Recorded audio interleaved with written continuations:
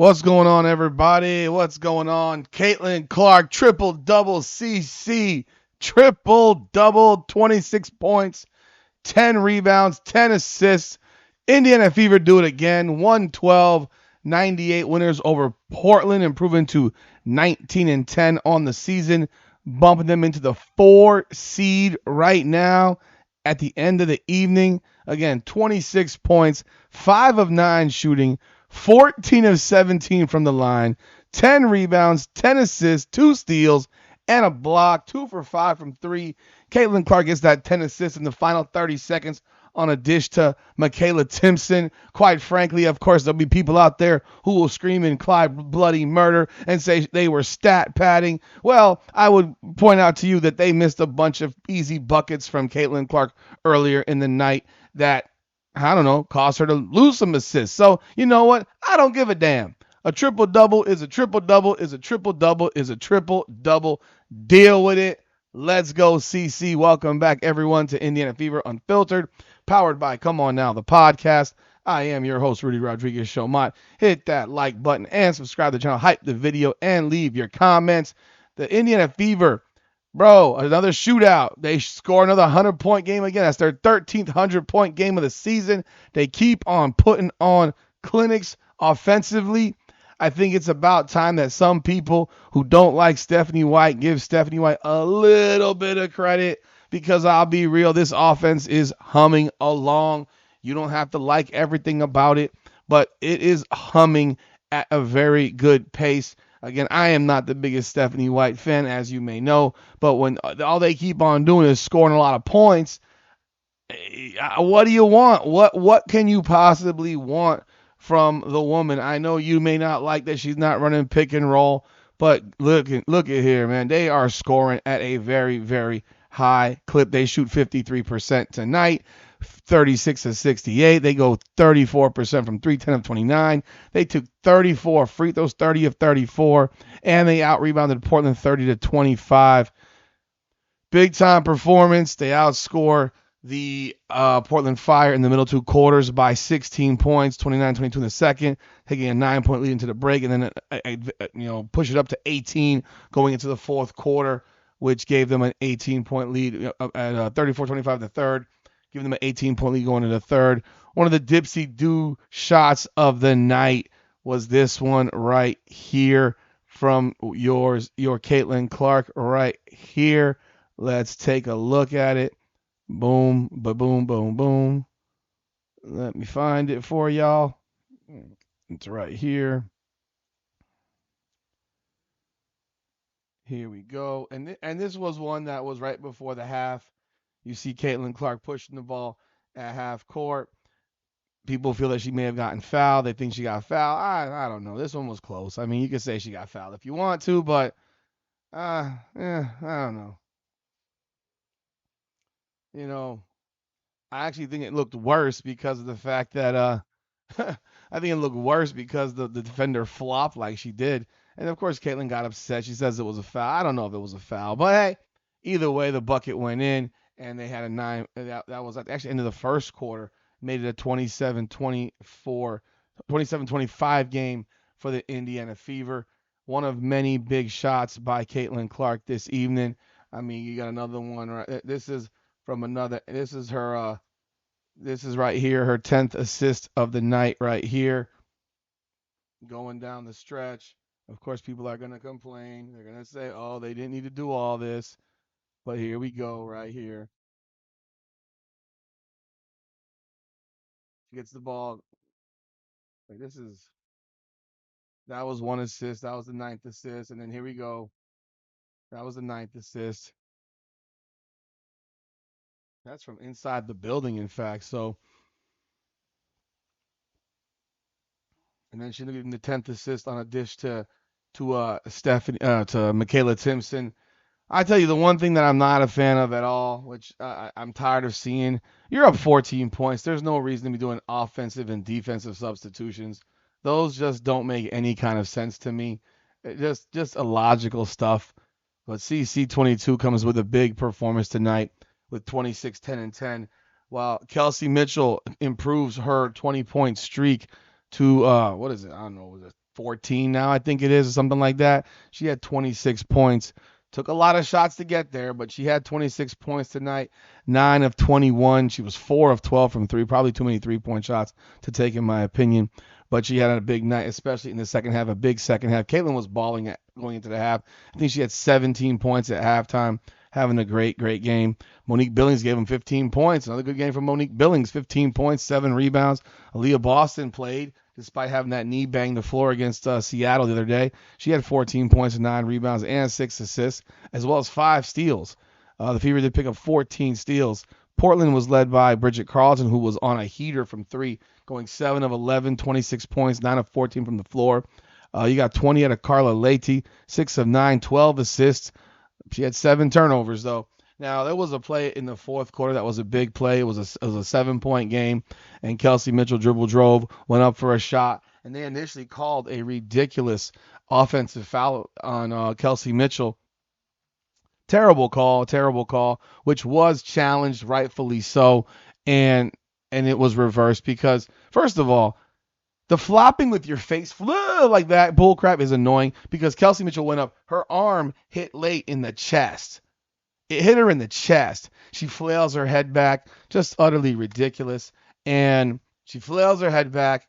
And then at the same time, Carla Lake's left arm came down on Kelsey Mitchell before she even jumped. She was fouling her before she even jumped. And they called the offensive foul at first, which was a terrible call, which would have given them an opportunity. It was 100-93. And instead of Portland with a chance to cut it down to 5 because they were running at that point, Kelsey Mitchell got a couple free throws, knocked them down. It's 102-93 on the next possession. They get a bucket. I think it was a steal and then a pass up to Michaela Timpson for an easy bucket to make it 104-93. And that was pretty much the ball game at that point. There was another graphic that popped across the screen that you may have noticed tonight that was utterly outrageous. I mean, come on, people. We have to stop this shit. Like, seriously, folks. What is going on with these stupid ass commentaries from these commentators? Just awful. Take a look at this nonsense right here. Here they are talking about MVP candidates and shit, and you don't even have Caitlin Clark on this screen right here. You have A'ja Wilson, you've got Kelsey Mitchell, you've got Paige Beckers, you've got Olivia Miles, you got Brianna Stewart, and yet Caitlin Clark's averaging more points than Paige and Miles. I don't know if she's averaging more than Stewart. I'd have to check, but she's third. So she's actually the third leading scorer in the league. What was her scoring coming into tonight's game? She was averaging 21.5, so she was tied with Brianna Stewart at 21.5, which will go up now because she had 26 points tonight. So she's the third leading scorer. She averages more points than Paige. She averages more assists than Paige. She averages more points and assists than Olivia Miles, and they just ignore that. And they put this type of ridiculous graphic saying the top of the league, the WNBA MVP race, and she comes out and busts a triple-double down your mother freaking throat. Her 4th triple-double of her career. I mean, come on now. Like, we got to stop this crap. And I respect Kelsey Mitchell, but Kelsey Mitchell tonight had 26 points and no rebounds. Like, 0 rebounds and 2 assists. Like, come on, man. What are we talking about here? Like, Kelsey Mitchell's a scorer, man, and I appreciate her scoring ability and all that good stuff, but we have to stop lying to ourselves. Right now, A'ja Wilson should win the MVP. I'm not going to sit here and say differently. She should win the MVP. But to sit here and not have Caitlin Clark and have this type of commentary right here, listen. Actually, let me play this for you. I got to get the volume up here. Boom, right here. Let me move this around. For this season. All of them are worthy. Right now, I mean, look at Kelsey Mitchell. I mean, her numbers as well as going for a doctorate. At the same time, she's been getting busy, but every player on here is worthy of it. A'ja Wilson is just a monster in terms of her consistency at Paige Beckers, but Olivia Miles, the spectacle, the show for this. Now, I mean, you're doing a flipping broadcast. You're doing a broadcast with Caitlin Clark on the floor, balling out, and they don't have her on the graphic? Like, do me a favor. Make it a top 6 if you don't think she's the top 5. But you can't sit here and leave Caitlin Clark out of this conversation. She is currently putting up a stat line that if she finished the season today would have never, ever been done in the history of the WNBA. Like, we've got to stop this. A stat line that has never, ever been done in the history of the WNBA. Never. and she's not an MVP race candidate right now? The Indiana Fever are playing their best basketball right now this season. They're doing it right now. They've won 5 straight games. They've put up 105 or more points in literally the last 5 games. It's crazy. They put up 110 versus Seattle, 108 against Liberty, 123 versus Connecticut, 105 against the Storm, 112 against Portland. I mean, this team is scoring at like crazy. They put up 100 or more 6 of 7 games.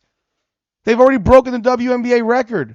That's happening because of Caitlin Clark running this team. It's craziness, man.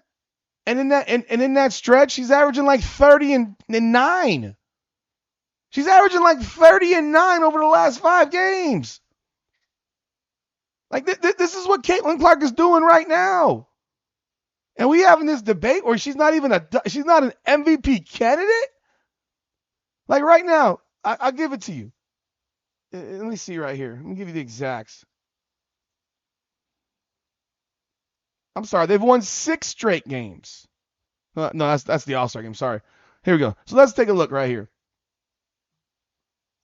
Over the last 5 games, she has put up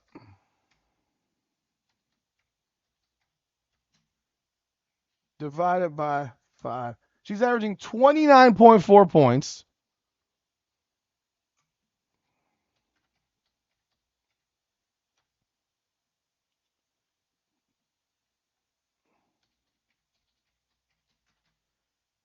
She's averaging 29.4 points and 9 assists over the last 5 games. Come on, dude. I mean, what's happening here, people? What is going on in this world now? What is going on in this world right now where we are sitting here and we are talking about a player over the last 5 that is also and shooting 56%. Caitlin Clark is averaging 29.4 points, 9 assists, shooting 55.8% over the last 5 games. And you don't have her listed in the freaking MVP conversation? Bro, it's crazy. And she busted triple-double tonight when they put up this bogus-ass graphic. But hey, y'all let me know y'all thoughts in the comments. Caitlin Clark, triple-double CC, 26, 10, and 10. Balled out once again. And the Fever are 112-98 winners over the Portland Fire. What are y'all thoughts? Leave y'all thoughts in the comments. Hype the video, like the video, subscribe to the channel, and ring the bell. And by the way, before you crush Stephanie White, because I'm going to defend her here, she could have put Caitlin Clark on the bench with 9 assists. She was doing that offense-defense crap. She took everybody else out of the game. She knew she was at 26, 10, and 9. She knew there was a triple-double at stake. And they literally ran a play specifically to go get a triple-double. So give her a pat on the back for that one at the very least. But they are winners tonight. Hit that like button, subscribe, hype. I appreciate y'all. Let me know y'all thoughts. This is Indiana Fever Unfiltered, powered by Come On Now, the podcast. Come on now.